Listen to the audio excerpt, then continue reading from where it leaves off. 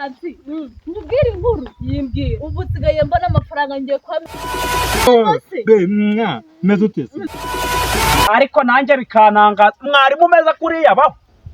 ariko aba mwarimu bari abakera kweli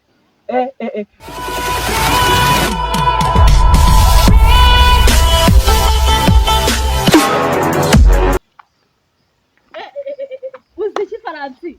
nkubwire inkuru yimbwira ubu usigaye mbona amafaranga ngiye kwa miliyoneri hari ikigabo kingubita amafaranga ashyushye kimbwira icyo kigabo ma yego ko yanyikwereke n'ubu kiranegereje siwe kigukubita nkahemwa yego ko mana yanjye mpamvu 50 mpamvu kwishura uba wabaye umuryohe cyane rwose uko kiba amafaranga cyamba nanjye ugomba kukindangira kigaya kiyanyikwereke umva tujye kirayafitera kirayafite wa mungana ahubwo muri aho yicaye ujye kumunyereka ugenda mu kwezi tutatu tubyihoreye twigera kumukwereka ahubwo saruzi cyakora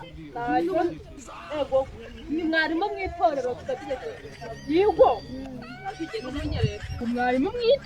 mwitorero ubwo se mana yagasana uziko itorero ryaguye amafaranga ashyushye tugenda muze nawe ahubwo umuntu tugiye muze nawe baby umeze ute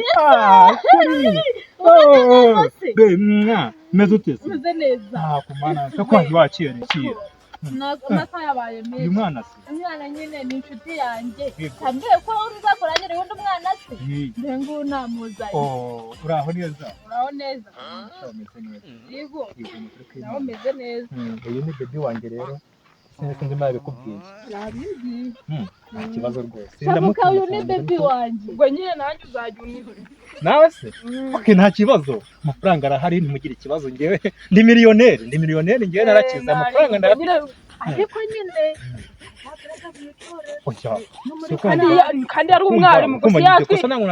kandi ikindi mutanabizi yatubeshera umva ikindi mutanabizi ni ngewe uhana ni ngewe ushinzwe byose ni uhagarika ni ngewe apo nimba ari wowe ubishinzwe ntacyo yajya utwara ahubwo baby okay muzanjye kuba mbake mu gihe gahunda itari yatangira ntimugire ikibazo sibyo noneho mwarimu ndamusanga yora ariko yari yamaye gahunda ko turaza hewe we urani mwarimu ndi kureba cyangwa ndarota cyangwa burakeye cyangwa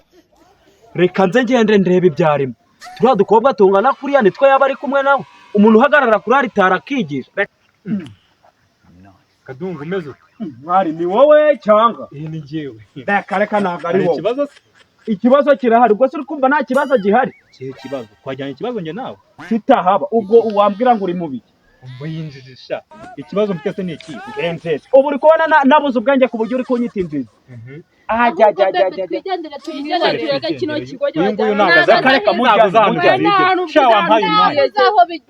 ariko abarimu bari abakera papa ataravuka ubu kweri uri kumva abaririmbyi bangana gutya wajya ubafata ukabajyana mu bwo bukozi bw'ibibi nguri mwarimu umva ndaza kubivuga mu itorero ubwo bukozi bw'ibibi wihaye muri iyi minsi ariko nanjye bikananga mwarimu umeze kuriya baho ariko aba mwarimu bari abakera kweli